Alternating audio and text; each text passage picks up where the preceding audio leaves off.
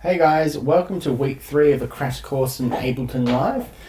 This week we're going to be adding some bass lines and just finishing off all the clips and elements for our song before we go ahead and make it into a full composition from start to finish. So this week I just, like I said, want to work on some bass lines with you guys. Bass lines can be the make or break of a song, I find.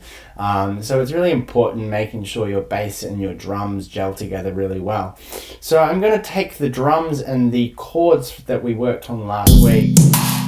Let's have a quick listen to them.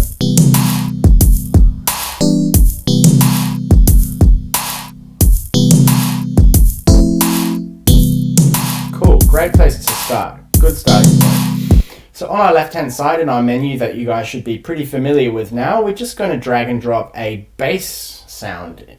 Now there are lots of different bass sounds to choose from, and it all comes down to your personal preference. I'm going to go to the top one, the analog saw bass, which sounds really warm and really nice.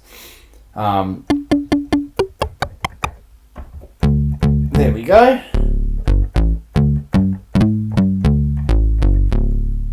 Awesome. So remember, we need to drag and drop into our session view. We need to record, enable our track, and then we're just going to go ahead and try and play some notes in. Bear with me. It may take me a minute to get the perfect sounding bass line, but let's give it a go.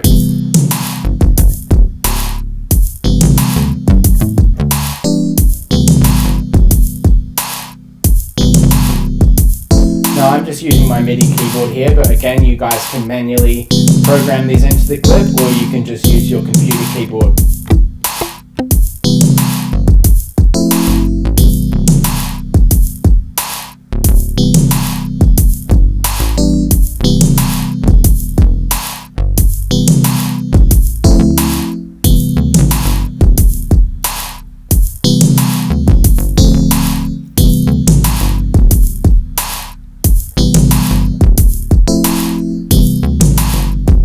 I think that sounds great.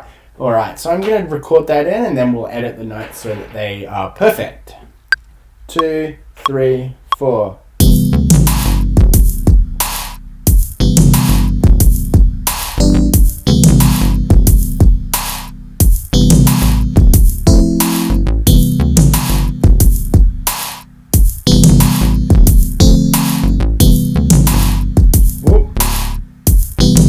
That's alright. Great. We're going to open up that clip into our piano roll. Looks a bit funny, so we just magnify it in like that so we can see the notes. So the first 4 bars in that bass line I'm pretty happy with. So I'm going to disregard the last 4 bars and delete those there. I'm going to drag that in to make it a 4-bar loop like so.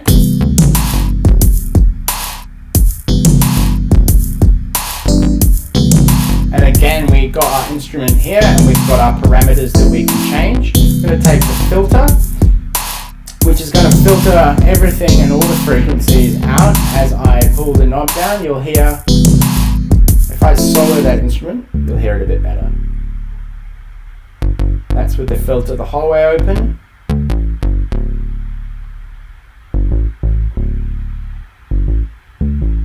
Now, as you can imagine with bass sounds, bass obviously takes up the lower frequency spectrum. So I'm going to dial a lot of that high end out because some of the other instruments and drum parts are using a lot of that high frequency space. So for the sake of the bass, we're going to cut all those highs out.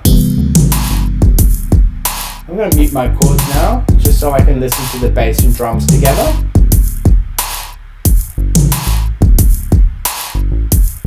I'm going to Command A and quantize those.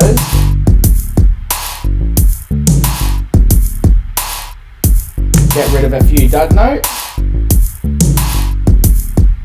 That sounds pretty nice. I'm going to bring those chords back in.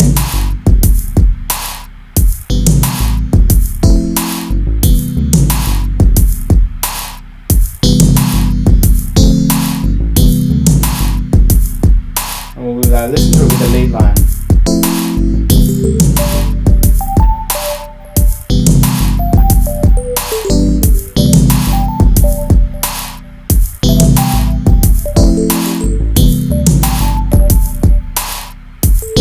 Quantize those.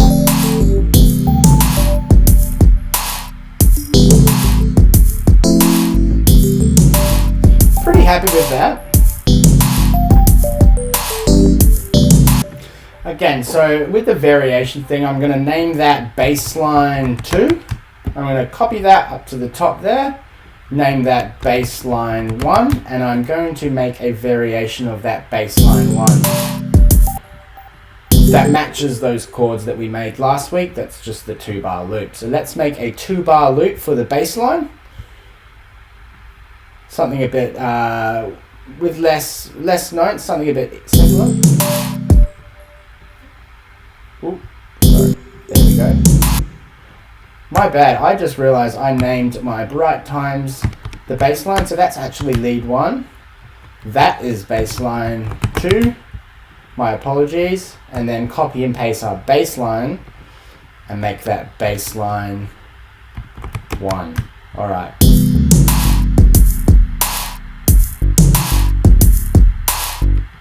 Sweet.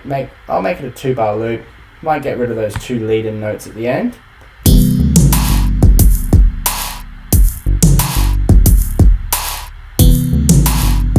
Cool. Quite easy, simple variation of it. Going again back to what I said last week. If I hit number 1 there, it's going to play that first drum beat. And as I select number 2, it's going to play that first variation of the chords and that first variation of the bass line. Nice.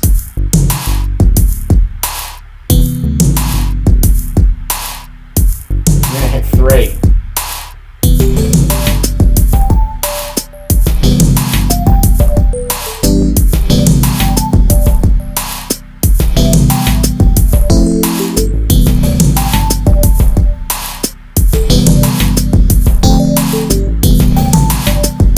Here I'm going to quickly rename these: lead, bass, chords, and drums.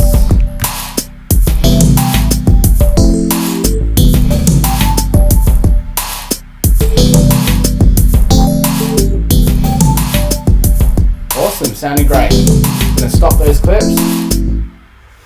Awesome, so that's a really easy way to add some bass lines. So this week I want you guys to go away. I want you to play around adding some bass lines. Now it's really important you do listen to the drums and the bass together separate from all the other elements, and getting that relationship between the drums and the bass is really important. So have a play around this week. Remember that the bass takes up the lower end of the frequency spectrum.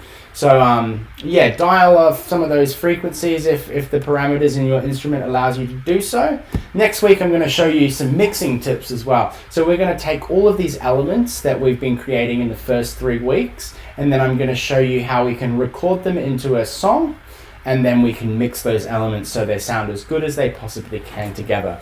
So have fun this week, guys. Create some awesome music, and I'll be with you next week to answer any questions and give you some more tasks to go away and play with.